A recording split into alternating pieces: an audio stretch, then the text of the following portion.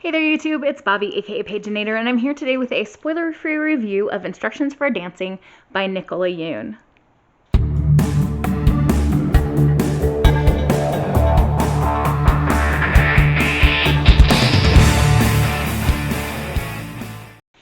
So thank you to NetGalley, I got to read an advanced reader copy or ARC of this book, and just today I was able to pick up a signed physical copy at my local Walmart.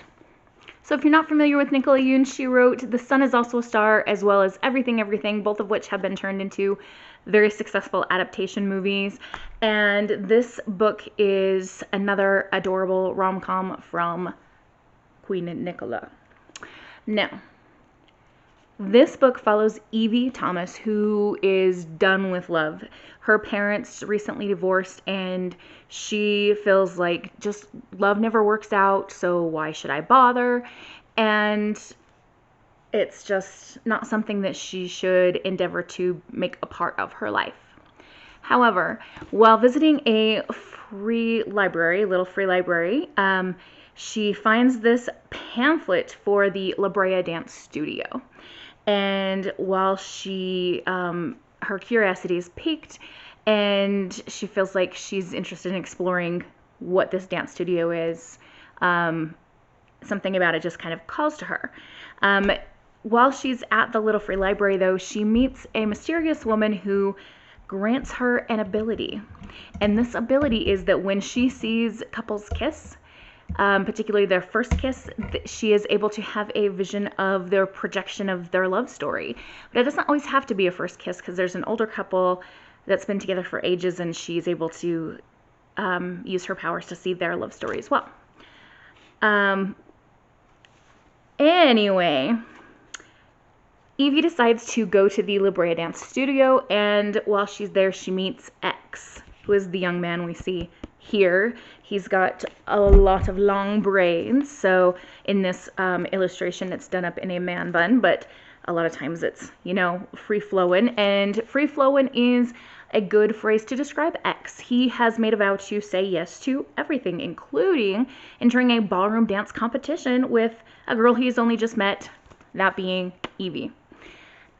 X's grandparents dance at this particular studio, and the studio's in a bit of trouble because it's just, getting older, and the instructor there, Fifi, she's a classic grouchy teacher trope, like Henri coach.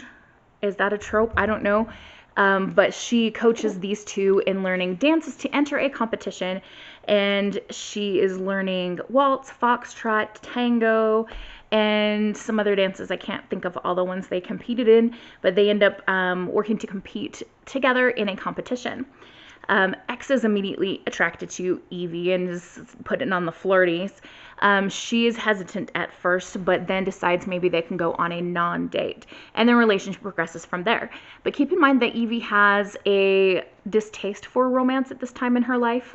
Her parents' divorce isn't like super awful, but it's also not great. She's got a lot of anger towards her father because he was unfaithful to her mother, and she has a very jaded view of romance. And given this power that she's been given, that she can see a couple's love story play out when they kiss, she is able to witness a lot of breakups and tragic things happening. But Evie's got to decide whether taking a risk on love is worth it for her, or whether it's going to just turn out like every other failed relationship that she's seen. This book did have some good emotional feelsy scenes in it. There's the relationship between Evie and X is super cute. He's kind of adorable. I ran this through Cawpile, and I rated it at 4 stars. Possibly could even go like 4.5, but I really enjoyed it. So if you're thinking about getting this book or reading it, I would definitely recommend it. I am going to be putting it in my classroom library, which is why I needed a physical copy. I don't remember any like super bad things in this book. There might be some cuss words, a couple of them. I'm not even sure if I remember right.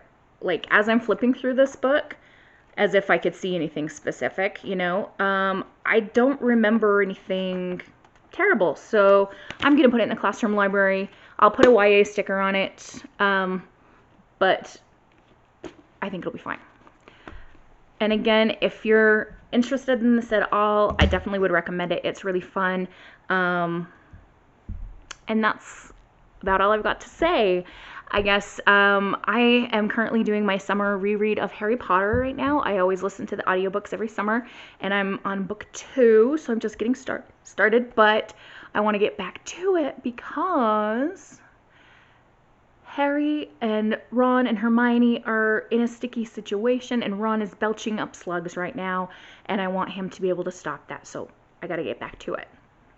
Have a wonderful, magical, and bookish day. Happy reading. Adios.